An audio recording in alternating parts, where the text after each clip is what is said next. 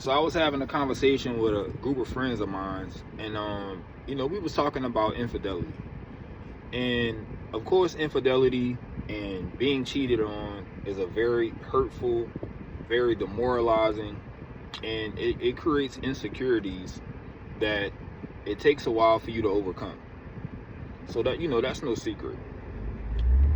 When we were engaging in that conversation, what I told my group of friends is that one of the reasons why, and I'm not invincible by any means, but I understand the value that I bring to the table, you know what I'm saying? And I have motion. And you might be asking yourself, well, why would that save you from the hurt and, the challenges of overcoming being cheated on?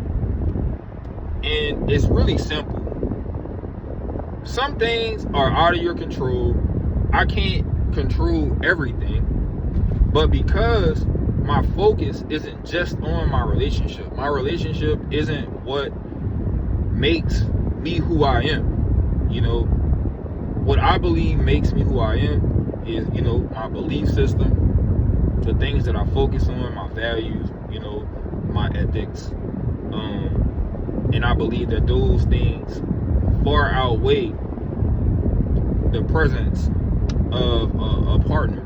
You know what I'm saying? Now, that's not to say that I don't value my partner, and I wouldn't be hurt if my partner made a decision of that nature, because I would go to say I would be devastated.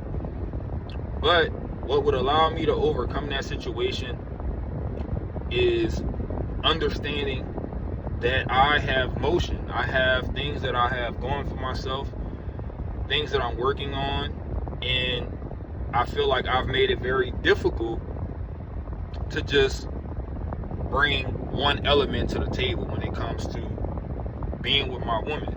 You know what I'm saying?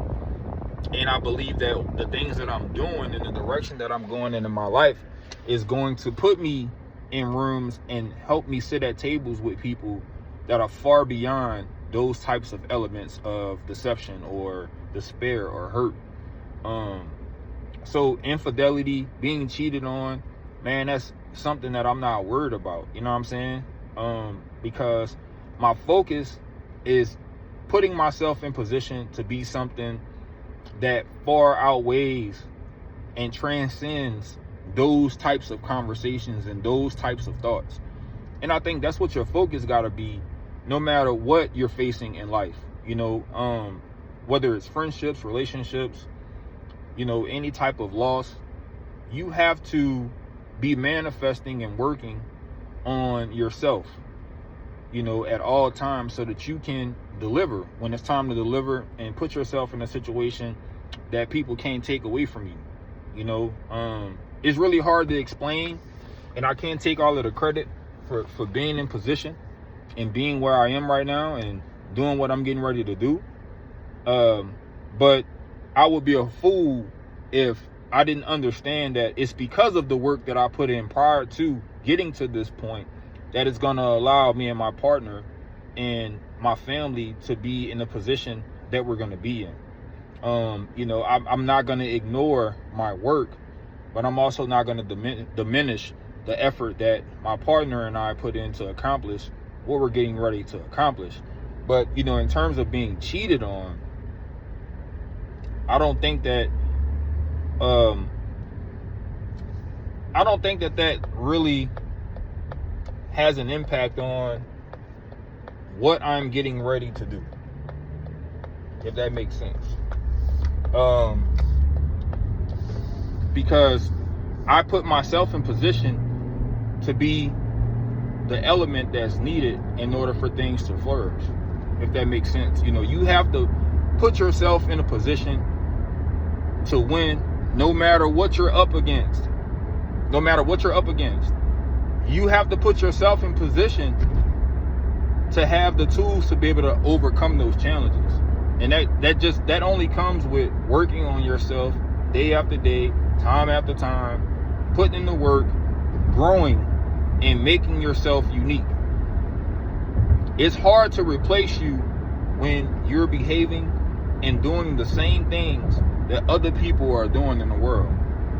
It's hard to replace you when you're unique and you're walking in who God created you to be.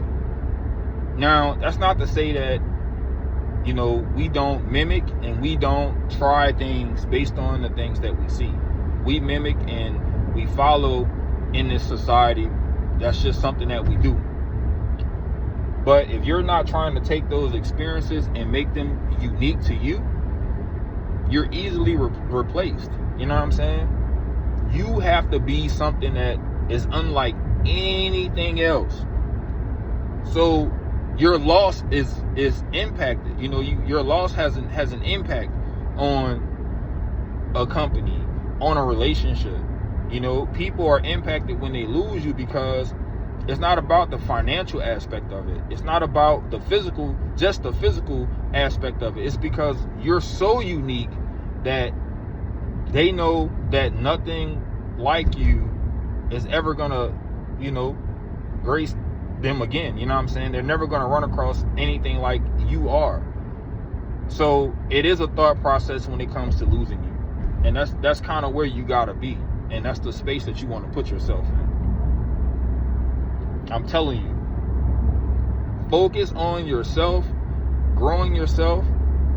And just because you're focusing on yourself, that doesn't mean you can't take care of your relationship, though.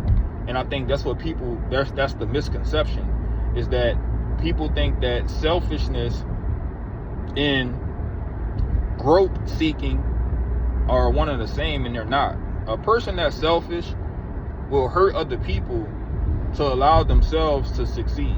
That's not what self-growth is. Self-growth is acknowledging that you're responsible for the feelings of others, but you're also responsible for your own personal success and your own personal growth. And you have to navigate that on an individual level. If you can manage to do that, you don't have to sacrifice your growth to be in a relationship with somebody. You know what I'm saying? You have to understand that there's a difference between selfishness and self-growth, or focusing on self-growth.